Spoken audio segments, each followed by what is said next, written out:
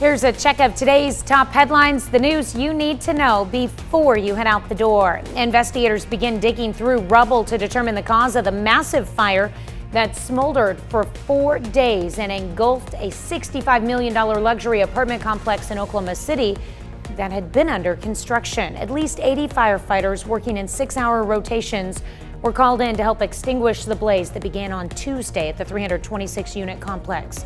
No injuries were reported.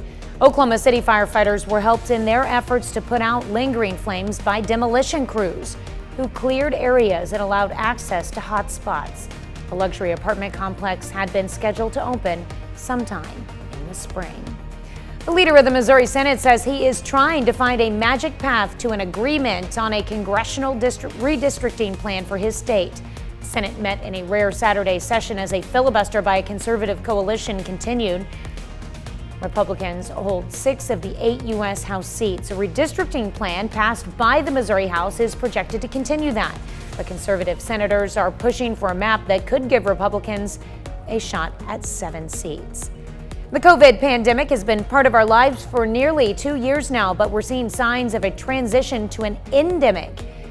The word endemic has been appearing more lately as the CDC continues to alter guidance related to the COVID-19 pandemic.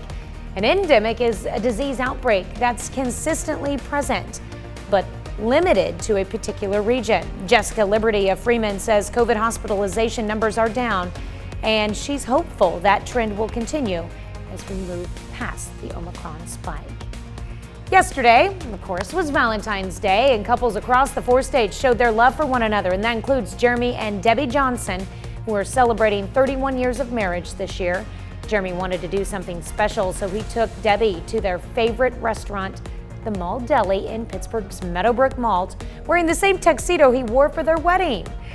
At least a similar one. The Mall Deli is where Jeremy gave Debbie a promise ring in 1990, and he gave her a new one this year. Jeremy and Debbie also sat in the same spot at the Mall Deli where they did all those years ago. That's a check of today's top headlines, the news you need to know before you head out the door.